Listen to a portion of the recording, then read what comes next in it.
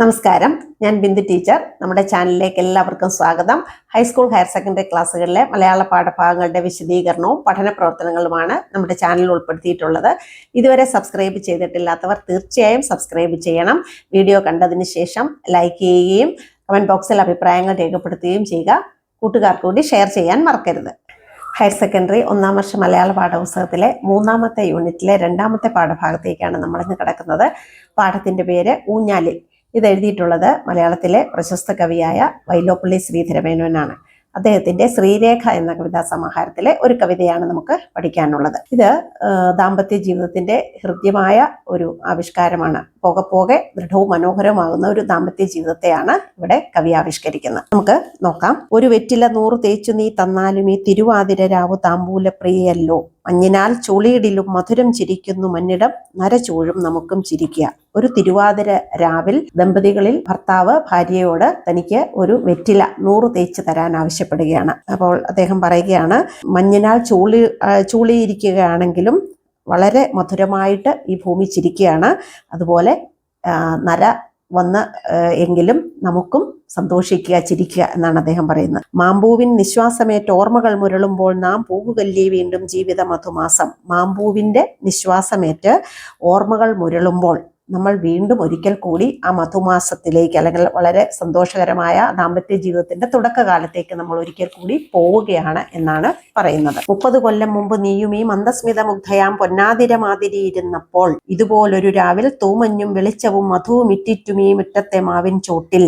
30 കൊല്ലം മുൻപ്, അതായത് വിവാഹം കഴിച്ച ആ സമയത്ത്, നീയും ഈ മന്ദസ്മിത മുഗ്ധയാം പൊന്നാതിര മാതിരിയായിരുന്നു. ഈ ആതിരയെ പോലെ, ഇന്നത്തെ ഈ തിരുവാതിര പോലെ മനോഹരിയായിരുന്നു നീയും. നീ മുഗ്ധയായിരുന്നു. ഇതുപോലൊരു രാവിൽ തൂമഞ്ഞും വെളിച്ചവും മധുവും ഇറ്റിറ്റുന്ന ഈ മാവിൻ ചുവട്ടിൽ, ഇതുപോലെ ഒരു രാത്രിയിൽ മഞ്ഞും വെളിച്ചവും മധുവും ഇറ്റുന്ന, തേനും ഇറ്റുന്ന ആ മുറ്റത്തെ മാവിൻ ചുവട്ടിൽ ആരുമേ കാണാതിരുന്ന് ഉഴിഞ്ഞാലാടിയിലെ നാം 100 വെറ്റില തിന്ന പുലരി വരുവോളം. ആരും കാണാതെ ഇരുന്ന് നമ്മൾ ഊഞ്ഞാലാടിയത് ഓർക്കുക. അതും നേരം വെളുക്കുന്നത് വരെ, പുലരി വരുന്നത് വരെ, 100 വെറ്റില തിന്ന പുലരി വരുന്നത് വരെ. അപ്പൊ ഈ തിരുവാതിര രാവെന്ന് പറയുന്നത് ദമ്പതികൾക്ക് വെറ്റില ഒക്കെ ചവച്ച് ആ രാത്രി ഉറക്കമൊഴിച്ച് ഊഞ്ഞാലാടിക്കൊണ്ടിരിക്കാനുള്ളതാണ്. അതുകൊണ്ടാണ് ഇപ്രകാരം പറയുന്നത്.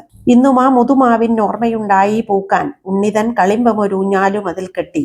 ഇന്നും ആ മാവ് ഇന്നും ഉണ്ട്. അപ്പൊ അതിന് ഇന്നും പൂക്കാൻ ഓർമ്മയുണ്ടായി. മാത്രമല്ല ഉണ്ണിതൻ കളിമ്പം, ആ ഒരു കൊച്ചു കുട്ടിയുടെ കുസൃതി, അതില് ഒരു ഊഞ്ഞാല് കെട്ടിക്കൊടുക്കാൻ അവൻ നിർബന്ധിച്ചിട്ടൊരു ഊഞ്ഞാലും കെട്ടിക്കൊടുത്തു. ഉറക്കമായോ നേരത്തെ ഉണ്ണി ഇന്നുറങ്ങട്ടെ, ചിരിച്ചു തുള്ളും ബാല്യം ചിന്ത വിട്ടുറങ്ങട്ടെ. അവൻ കുഞ്ഞ് നേരത്തെ തന്നെ ഉറക്കമായോ എന്നാണ് അദ്ദേഹം ചോദിക്കുന്നത്. എന്നിട്ട് പറയുകയാണ്, അവൻ ഉറങ്ങിക്കൊള്ളട്ടെ, ചിരിച്ചു തുള്ളും ബാല്യം. ഒരു ചിന്തയും ഇല്ലാതെ ഏറ്റവും സന്തോഷകരമായ ജീവിതത്തിന്റെ ഏറ്റവും നല്ല ഒരു കാലമാണല്ലോ ബാല്യം എന്ന് പറയുന്നത്. ഒന്നിനെ കുറിച്ച് ഒരു വിഷമമില്ലാതെ, ചിന്തകളില്ലാതെ സുഖമായി ഉറങ്ങാൻ പറ്റുന്നത്. അതുകൊണ്ട് അവൻ ഉറങ്ങിക്കൊള്ളട്ടെ. പൂങ്കിളി കൗമാരത്തിന് ഇത്തിരി കാലം വേണം മാങ്കനികളിൽ നിന്ന് മാമ്പൂവിൽ എത്തിച്ചേരാൻ. ആ പൂങ്കിളി കൗമാരത്തിന് ബാല്യത്തിൽ നിന്ന് കൗമാരത്തിലേക്ക് എത്തുന്നു. അപ്പൊ ആ ബാല്യം എന്ന് പറയുന്നത് എല്ലാ ചിന്തകളും ഉപേക്ഷിച്ച്, അല്ലെങ്കിൽ ഒരു ചിന്തയും ഇല്ലാത്ത ഭക്ഷണത്തിലും കളികളിലും ഒക്കെ മാത്രം താല്പര്യമുള്ളതാണ്. അവിടെ നിന്ന് പ്രണയത്തിലേക്കോ ശൃംഗാരത്തിലേക്കോ ഒക്കെ മാറുന്ന ആ കൗമാരം എന്ന് പറയുന്ന ഘട്ടം, അതിലേക്ക് മാറാൻ കുറച്ച് കൂടി സമയം എടുക്കും എന്നാണ് പറയുന്നത്. വീശുമീ നിലാവിന്റെ വശ്യശക്തിയാലാകാം ആശയൊന്നെനിക്കിപ്പോൾ തോന്നുന്നു മുന്നേ പോലെ. എന്താണെന്ന് അറിയില്ല, ഈ തിരുവാതിര രാവിൽ ഇവിടെ ചുറ്റും വ്യാപിക്കുന്ന നിലാവിന്റെ ആകർഷണ ശക്തി കൊണ്ടാണോ എന്നറിയില്ല, എനിക്ക് പണ്ടത്തെ പോലെ ഒരു ആഗ്രഹം ഇപ്പോൾ തോന്നുന്നു എന്നാണ് ഭർത്താവ് പറയുന്നത്. കവിയും ഭർത്താവും ഒരാൾ തന്നെയാണ്.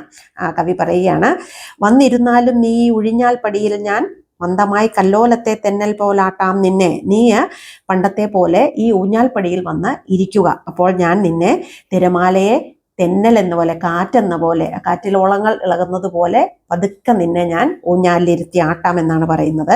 ചിരിക്കുന്നുവോ കൊള്ളാം യൗവനത്തിൻ്റെതായി കൈയിരിപ്പുണ്ടിന്നും നിനക്ക് ആ മനോഹര സ്മിതം. അപ്പം എന്താണ് ഇത് കേട്ടിട്ട് നിനക്ക് ചിരി വരുന്നുണ്ടോ എന്ന് ഭാര്യയോട് ചോദിക്കുകയാണ്. ആ ചിരി കണ്ടിട്ട് അദ്ദേഹം പറയുകയാണ്, കൊള്ളാം, ആ യൗവനത്തിലുണ്ടായിരുന്ന ആ പുഞ്ചിരി ഇന്നും നിന്റെ ആ മുഖത്ത് നിന്ന് മാഞ്ഞിട്ടില്ല, അല്ലെങ്കിൽ അതാണ് ഇപ്പോൾ നിന്റെ കൈവശം ഉള്ളത്. ആ മനോഹരമായ ചിരിയാണ് ഇപ്പോഴും നിന്റെ കയ്യിലുള്ളത്.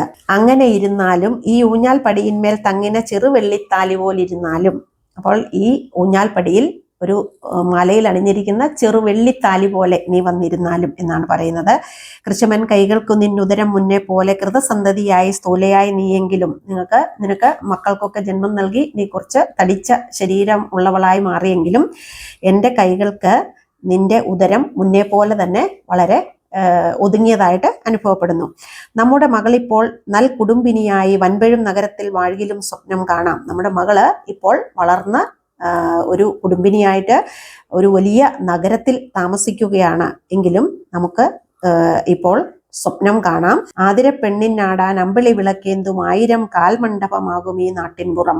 ആതിര പെണ്ണിന്, തിരുവാതിര ആകുന്ന പെണ്ണിന് ആടാൻ, നൃത്തം ചെയ്യാൻ അമ്പിളി വിളക്കേന്തും, ചന്ദ്രനാകുന്ന അല്ലെങ്കിൽ അമ്പിളിയാകുന്ന വിളക്കേന്തുന്ന 1000 കാൽമണ്ഡപമായിട്ടാണ് ആ നാട്ടിൻ പുറത്തെ അദ്ദേഹം കാണുന്നത്. ഏറിയ ദുഃഖത്തിലും ജീവിതോല്ലാസത്തിന്റെ വേരുറപ്പിവിടെപ്പോൾ കാണുമോ വേറെങ്ങാനും. അപ്പോൾ എന്തൊക്കെ പ്രശ്നങ്ങളും ദുഃഖങ്ങളും കഷ്ടതകളും ഒക്കെ ഉണ്ടെങ്കിലും ആ ജീവിതോല്ലാസത്തിന്റെ വേരുറപ്പ്, ആ വ്യക്തികൾ തമ്മിലുള്ള അല്ലെങ്കിൽ ദാമ്പത്യത്തിൽ ഭാര്യാഭർത്താക്കന്മാർ തമ്മിലുള്ള അല്ലെങ്കിൽ കുടുംബ ബന്ധത്തിന് ഇത്രയധികം ഉറപ്പും ഇഴയെടുപ്പവും വേറെ ഏതെങ്കിലും നാട്ടിൽ ഉണ്ടാവുമോ? നമ്മുടെ ഈ നാട്ടിലല്ലാതെ, ഈ നാട്ടിൻപുറത്തൊക്കെ അല്ലാതെ ബന്ധങ്ങൾക്ക് ഇത്രയധികം വില കൽപ്പിക്കുന്ന മറ്റേതെങ്കിലും സ്ഥലം ഉണ്ടാവുമോ? പാഴ്മഞ്ഞാൽ ചൂളീടിലും പഞ്ഞത്താൽ വിറക്കിലും പാടുന്നു കേൾപ്പിയിലെ നീ പാവങ്ങൾ അയൽ സ്ത്രീകൾ. പച്ചയും ചുവപ്പുമാം കണ്ണുമായി പോരിൻ വേട്ടപ്പക്ഷി പോലതാ പാറിപ്പോകുമാ വിമാനവും. ചുറ്റുപാടും ഉള്ള കാര്യങ്ങളെ കുറിച്ചാണ് കവി പറയുന്നത്. പാഴ്മഞ്ഞാൽ ചൂളിയിട്ടും അതുപോലെ ദാരിദ്ര്യം കൊണ്ട് വിറയ്ക്കുകയാണെങ്കിലും അയൽവക്കത്തെ പാവങ്ങളായ സ്ത്രീകൾ പാടുന്നത് നീ കേൾക്കുന്നില്ലേ എന്ന് അദ്ദേഹം ചോദിക്കുകയാണ്. പച്ചയും ചുവപ്പുമാം കണ്ണുമായി, പച്ചയും ചുവപ്പും കണ്ണുമായിട്ട് പോരിൻ വേട്ടപ്പക്ഷി പോലെ യുദ്ധവിമാനം പാറിപ്പോകുന്ന കാഴ്ചയും അദ്ദേഹം ചൂണ്ടിക്കാണിക്കുന്നുണ്ട്. കാരണം 2ാം ലോക മഹായുദ്ധം നടക്കുന്ന ഒരു വേളയാണിത്. അപ്പോൾ അതിനെക്കുറിച്ച് അദ്ദേഹം പറയുകയാണ്. ഒരു ദുസ്വപ്നം പോലെ മാഞ്ഞു പോവും. ഈ യുദ്ധവും യുദ്ധവിമാനങ്ങളും ഒക്കെ ഒരു ദുസ്വപ്നം പോലെ പാഞ്ഞു പോകുമായിരിക്കും അല്ലെങ്കിൽ കഴിഞ്ഞു പോകുമായിരിക്കും. എന്നാൽ തിരുവാതിര താര തീക്കട്ട എന്നും മിന്നും. അപ്പൊ തിരുവാതിര നക്ഷത്രത്തിന് തീക്കട്ട എന്ന് പറയുന്ന ഒരു പഴമൊഴിയാണത്. തിരുവാതിര നക്ഷത്രം തീക്കട്ട പോലെയാണെന്ന്. അതുപോലെയുള്ള ആ തിരുവാതിര നക്ഷത്രം എന്നും ശോഭിക്കുക തന്നെ ചെയ്യും. മാവുകൾ പൂക്കും, മാനത്തമ്പിളി വികസിക്കും. ഈ യുദ്ധമൊക്കെ മാറിക്കഴിഞ്ഞാലും ഇതൊക്കെ സ്വാഭാവികമായി സംഭവിക്കുക തന്നെ ചെയ്യും. മാവ് പൂക്കും, അതുപോലെ മാനത്ത് അമ്പിളി വികസിക്കും, മനുഷ്യർ പരസ്പരം സ്നേഹിക്കും. മനുഷ്യര് അങ്ങോട്ടും ഇങ്ങോട്ടും സ്നേഹിക്കുകയും വിഹരിക്കുകയും ചെയ്യും. അങ്ങനെ സ്നേഹവും ജീവിതവും ഒക്കെ ആയിട്ട് അവർ മുന്നോട്ട് പോകും.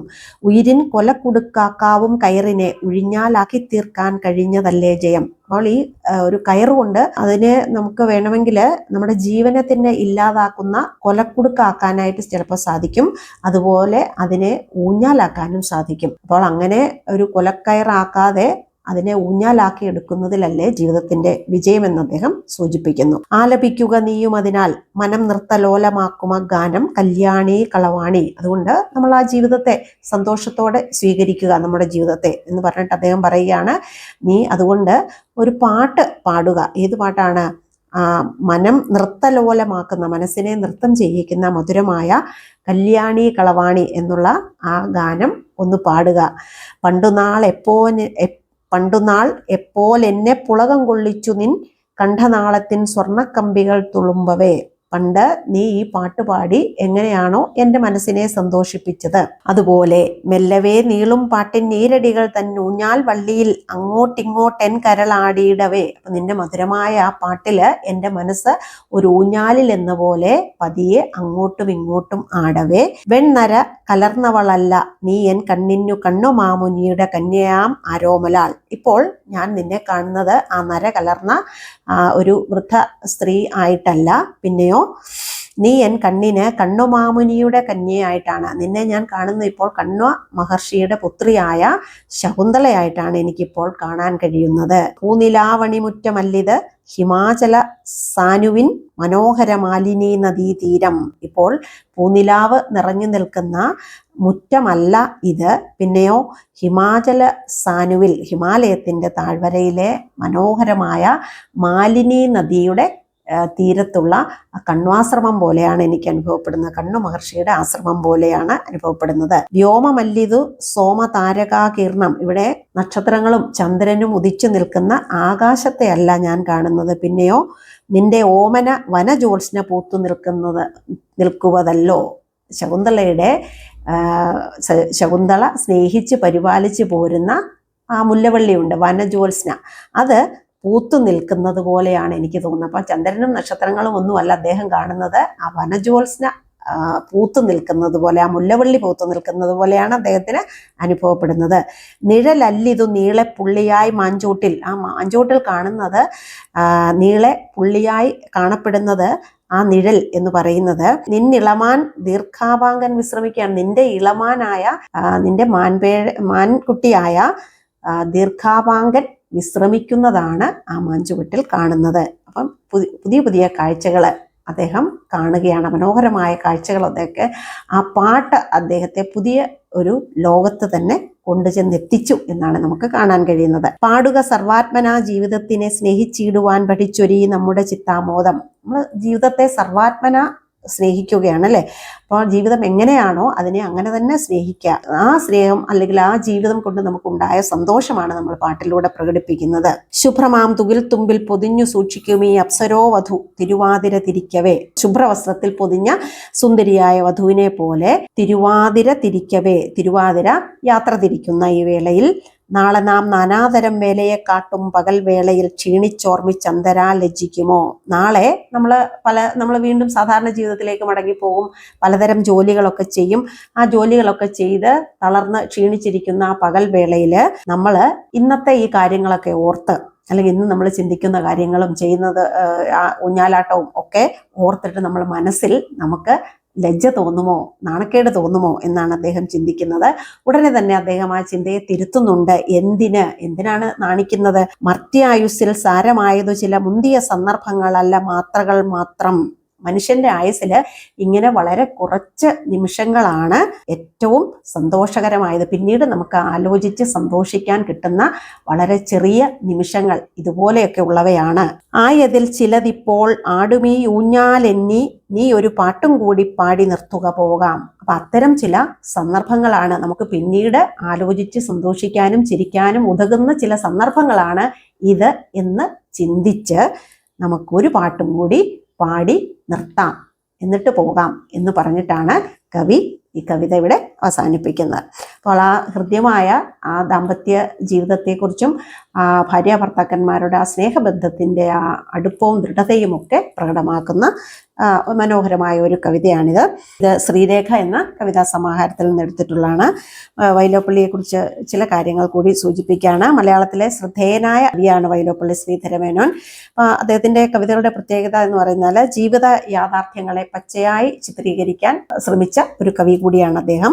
1947 പ്രസിദ്ധീകരിച്ച കന്നിക്കൊയ്ത്താണ് അദ്ദേഹത്തിന്റെ ആദ്യത്തെ കവിതാ സമാഹാരം. ശ്രീരേഖ, കുടിയൊഴിക്കൽ, ഓണപ്പാട്ടുകൾ, കുന്നിമണികൾ, കടൽക്കാക്കകൾ, മകരക്കൊയ്ത്ത്, വിട, കയ്പവല്ലരി എന്നിവയാണ് വൈലോപ്പിള്ളിയുടെ പ്രധാന കൃതികൾ. ഇതോടുകൂടി നമ്മുടെ പാഠഭാഗത്തിന്റെ വിശദീകരണം ഇവിടെ അവസാനിക്കുകയാണ്.